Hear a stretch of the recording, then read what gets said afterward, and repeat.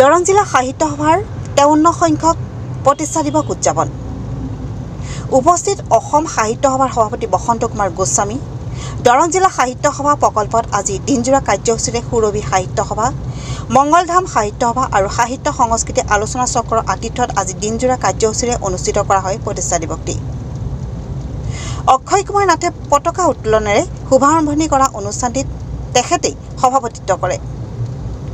সভাৰ মুখ্য অতিথি অসম সাহিত্য সভাৰ সভাপতি ডক্টৰ বসন্ত কুমাৰ গোস্বামীয়ে ভাষণত দৰং জিলাৰ দীঘলীয়া সাহিত্যিক ঐতিহ্যৰ উল্লেখ কৰি এই জিলাক বহু বিশিষ্ট কবি, লেখক আৰু চিন্তাবিদৰ জন্মভূমি বুলি আখ্যা দিয়ে।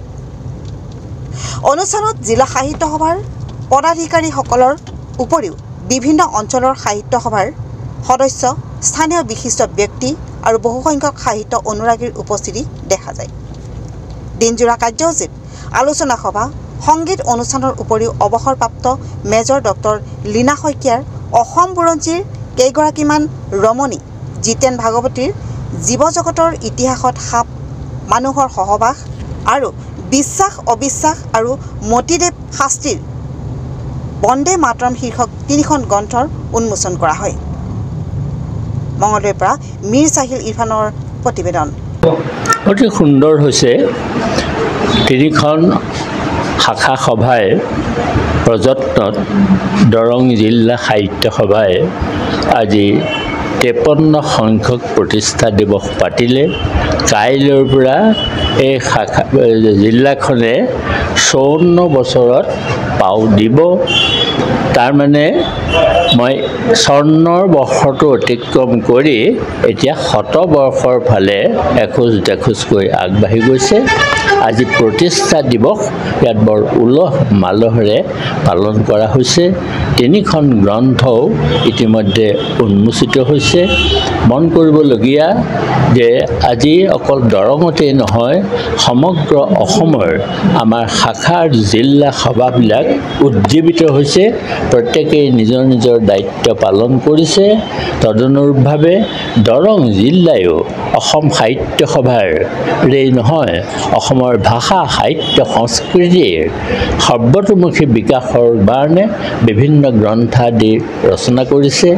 নতুন প্ৰজন্মক তেখেতসকলে মঞ্চলৈ মাতি আনি তেখেতসকলকো এই অনুষ্ঠানৰ লগত জড়িত কৰিছে। বৰ অতি সুন্দৰ অনুষ্ঠান হৈছে বুলি মই অনুভৱ কৰিছোঁ। অসমীয়া ভাষাৰ সংকট যদি হৈছে, এই সংকটটো অসমীয়া মানুহেহে কৰিছে। কাৰণ অসমত যিসকল লোকে, অসমীয়া মানুহে অসমীয়া ভাষাৰ শুদ্ধ আৰু ৰূপ এটা প্ৰয়োগ কৰিবলৈ যেতিয়া নিবিচাৰে, তেতিয়া অসমীয়া ভাষাৰ গৌৰৱটো কেনেকৈ থাকিব? কিন্তু এটা কথা শুনি আপোনাসকলে আচৰিত হ'ব যে আমাৰ নতুন প্ৰজন্মৰ এটা চামে অসমীয়া ভাষা সাহিত্য আৰু সংস্কৃতিৰ এটা সুন্দৰ চৰ্চা কৰি আছে। তেওঁলোকে কৰা কামবোৰ বৰ নীৰৱে কৰি আছে। মই ভাবোঁ যে অসমীয়া ভাষা সাহিত্য সংস্কৃতিৰ যদিও অৱক্ষয় সামাজিকভাৱে হৈছে, আৰু ইয়াৰ হোৱাৰ মূল কাৰণটোৱে হৈছে সামাজিক মাধ্যম। সামাজিক মাধ্যমত যিহেতু কোনো সম্পাদনা কৰা নহয়, যাৰ যি ইচ্ছা তাকেই লিখিব পাৰে, এইটোৱে আমাৰ নতুন প্ৰজন্মৰ মাজত কিন্তু কিছু প্ৰভাৱ বিস্তাৰ কৰিছে। এইটো এটা নিৰ্দিষ্ট আইন কৰি হ'লেও সামাজিক মাধ্যমত ভাষা সাৱলীল হ'ব লাগে। আৰু এই যে গালি পৰা, বিভিন্ন ধৰণৰ বেয়া বেয়া শব্দ কোৱা, এইবিলাক নাইকিয়া কৰা এটা অনুশাসনমূলক ব্যৱস্থাও থাকিব লাগে। কাৰণ বাতৰি কাকতেই হওক বা অন্যান্য TV চেনেলবিলাকেই হওক, তাত একোজন সম্পাদক থাকে। ইয়াত সম্পাদক নাই, যাৰ যি ইচ্ছা তেনেকৈ ব্যৱহাৰ কৰিব পাৰে। এইটোৱে অসমীয়া ভাষালৈ কিন্তু বহুত ক্ষতি আনিছে।